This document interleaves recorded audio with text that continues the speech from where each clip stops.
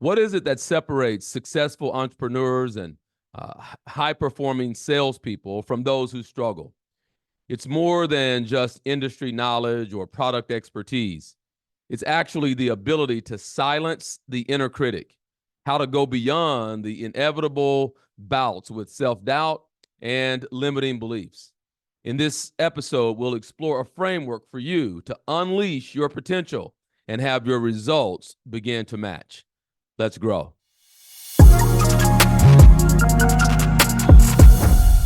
Sales. When you hear the word, either you're one who loves it and enjoys it, or you're one who resists it and would do anything but, or rather than, consider yourself a salesperson. Without any reasonable room for debate, though, the highest paying profession is that of sales.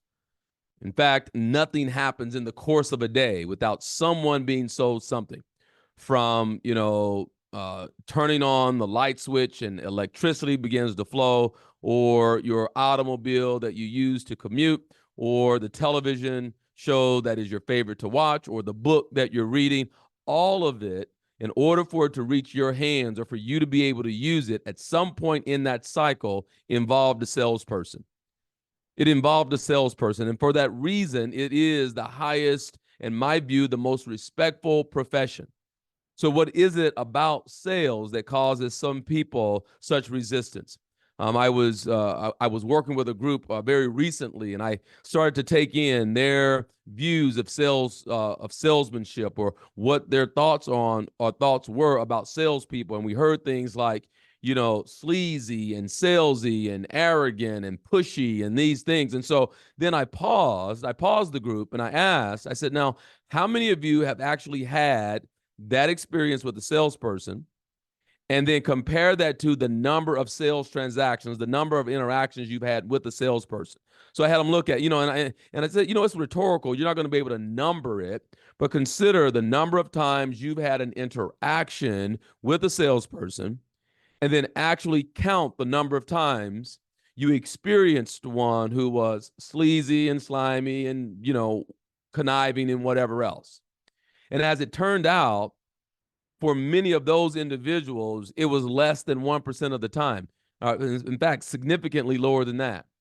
So I said, well, where did you form your viewpoint on this beautiful profession? How did you determine that this is the image of a salesperson? Where did it come from? And to a person, they all agreed that it was actually transferred to them from someone else. Maybe they heard someone else speak about it or whatever, but it wasn't their direct experience. To begin, I believe it is important to understand that in order for you to excel in any area, you've got to first identify what your beliefs about yourself, or your beliefs about yourself, but your image of yourself in that role or in that area. You got to know what that is. Whether that is you're in network marketing, or in real estate, or in automotive sales, or a small business owner, you're looking to launch a business, grow a business. Like, you've got to be able to know, like, how you currently view yourself in that role, and how you view yourself in the level that you desire to reach. What you got to do, some self-reflection, and really take account of what is your belief about yourself in that capacity. Because, and the reason why that's important is because if your self-image, if your belief system and belief structure does not align with what's required to excel in that role, then you'll continually be met with resistance. You'll continue to find yourself bumping up against the wall. You'll find yourself really motivated on some days and uninspired on other days. You'll find yourself continuing to talk circles around it, but no actual results. And it's going to be that way until your self-image matches what you want to achieve or attain. So what is your view of yourself? What is your belief about yourself as a salesperson? Okay. And if you desire to make more sales, it is not about learning how to handle more objections. It is not about, memorizing the script. Those things can be important, and they do have a place. But first and foremost, we must go to the beginning of everything that is, and that is thought. You see, everything is energy and nothing is created without, and the highest form of energy is a thought, and nothing is created without first the idea, including you being successful in selling. So if you're going to be successful in selling, right, it is not about you memorizing the objections and memorizing the script. Those things have a place, but first and foremost, you have to fit your self image, see yourself as a successful salesperson, and it doesn't really align with terminology and adjectives like, sleazy and slimy and, conniving and whatever else, some of those words that I was hearing. That's not my view of it. Okay. I consider the sales process to be spiritual. Yes, I said spiritual, right? Because in the true sales process, what you're essentially doing is getting someone closer to what they dream about. That's how I view it. There's a desired outcome, and there's something that's missing before achieving or reaching it. And a salesperson's job is to essentially match or marry an individual to that thing that gets them closer to where they desire to be. That's my image of it. And so as a result of that, I have no problems. I have no qualms. Okay. So if you are going to increase your sales, or you're going to be more effective in the sales process, then the framing, the story that you tell yourself about a salesperson's role, and then how you see yourself in that role is critically important. It's critically important. So first and foremost, if you're going to bust through your limiting beliefs and unlock your potential to excel in the world's greatest profession, then first and foremost, what is required is a mindset shift. Okay, we got to reframe the self-doubt. And when you look at it closely, you may see that the doubt that you have about yourself as a salesperson, or your viewpoints about a salesperson, are really not yours from experience as much as what has been transferred or passed down. And as a result of that, it's a belief it's yours, okay, but didn't start with you. Another thing that you can do in order to increase your sales and be more confident in your ability to get them closer to having the dream is to focus on customer success. You got to be willing to focus on them winning. Like, you're not the hero. You're a guide, essentially, and you're getting them closer to whatever the brass ring is, whatever that represents for them. And so focusing on customer success is a win for you if you can make them the hero. And in order to do that, you've got to know what it is that they want and what's the dream that they desire to fulfill. Focus on their success. And then thirdly, it's about embracing the learning process. I see people often who want to be great at it today, but they haven't paid the price of greatness. See, sales is a skill without question. It's a skill. And if it's a skill, then it can be developed. If it can be developed, then it can be mastered. And if it can be mastered, it can be mastered by you. But we see it first as a skill. And so the way you gain confidence in the development of a skill is through what? You got it. Practice. There's no way around it. You've got to get yourself in the game. You've got to, increase the number of reps. You've got to, be willing to get on the field. You got to be willing to shoot the shot. Okay. So it is ultimately the only way to get mastery in the development of a skill is through the practice of it. You're not going to get good at it watching someone else. In this case, you're not going to get good at it by listening to someone else do it. You've got to be on the field, on the court, in the arena of play, which means you're willing to not be very good in the beginning. When you think about, the things that you've learned, how many things do you know today? How many things do you know today were you really good at the first time you did it? How many? Yeah, like none. Okay. The things that you consciously controlled. Okay. You weren't good at it. Yeah. Blood circulation, heartbeat. Yeah, but you weren't in control of that. Everything from tying your shoe to writing your name to spelling your name to riding a bike to driving a car. You weren't good at it in the beginning. And so we oftentimes forget that we're often in a learning process, okay? And there are 4 stages to learning. And so you've got to note, right, that you are in the learning process, as am I. I'm in the learning process, and have some grace for yourself, some compassion, right? Reminding yourself that you're in the learning process kind of lets you off the hook a bit, okay? But it does not replace the fact that in order for you to develop the skill, you've got to be in practice. And then someone will ask, well, okay, well, shoot, how long is that going to take? Well, my response to that is often depends how much practice you get, right? If, I like to, play golf, and you notice my hesitation in that. My hesitation in that it was because I was thinking about how I played just yesterday, and it wasn't good. It was not good. It wasn't good. And then as I'm out there, I'm like, well, you know what? You're struggling, and you also haven't practiced. Okay. But I think about, the pros, the professionals. I mean, it's their day, it's their livelihood. It's what they do. It's 8 to 16 hours a day in practicing. Okay. So it's like, well, how much time do you want to commit to, or would be required based on where you want to be and how soon you would like to be there? You do the math and what would be required of you. You may find that you got to sell out to this dream for a period of time in order to have what it is that you want. But really, like, I'm upset about my putting on just yesterday, but when I look at it, I'm like, dude, you rolled a few putts just before going out to the round. In the last week, how many hours have you spent in putting? In the last month, how many putts have you seen yourself make? So really, what am I upset about? So we must make sure that our preparation matches our expectations. I'll say that again. We must make sure that our preparation matches our expectations. So you want to be good at it right now. You want to have mastery of it now, but have you paid the mastery price?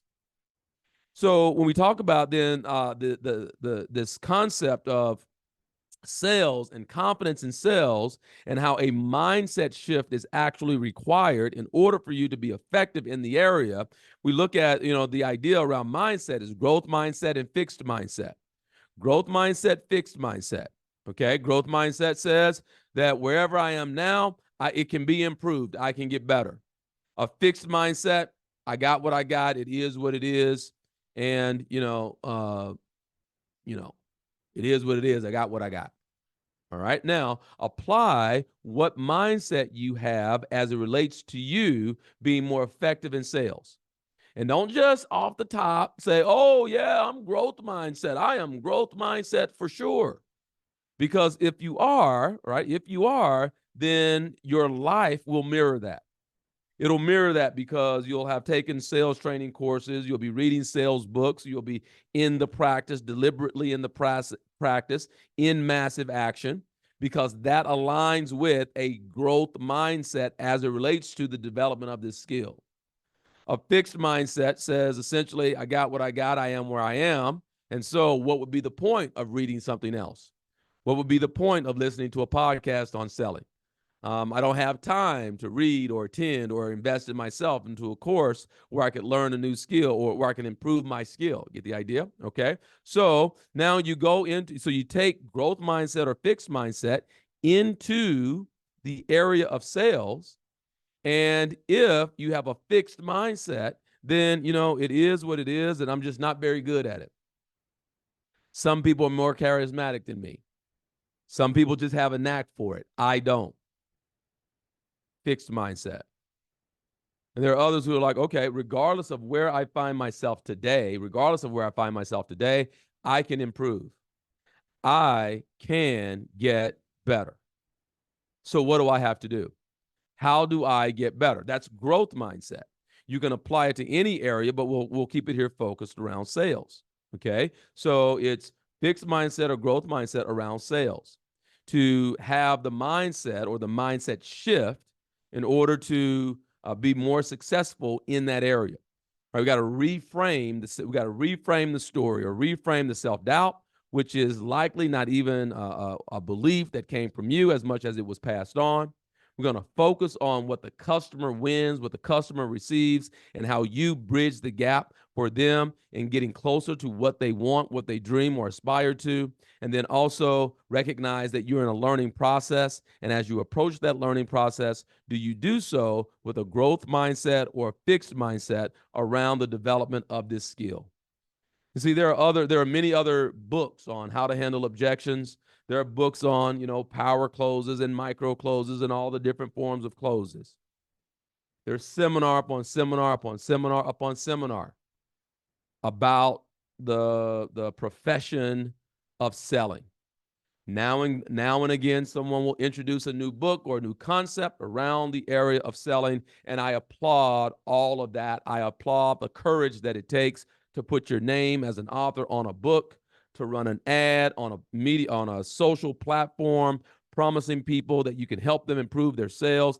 I applaud all of that, and I stand firm that even with the best system, even with the most extraordinary languaging, even with all the latest tips and hacks and how-tos, if your thinking does not align with you being great in sales, it will not matter.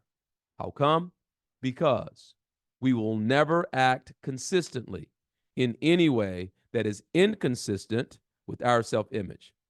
So the most important work that you will do if you want to improve your sales, the most important work you will do is shift your mindset around or about yourself as a salesperson. To do that, you got to first do some introspection and ask yourself, what are your beliefs about the profession of selling? And then your beliefs or your image of yourself when it comes to you being a highly successful salesperson. You got to first become aware, and through that awareness, note whether or not there are some beliefs about you as a salesperson that need to shift or change in order to align with what you want to create. The second thing to do is focus on the customer's success, not your own. Not your own, but on the customer. A willingness to make the customer the hero. Recognize that they have a problem, you have a solution.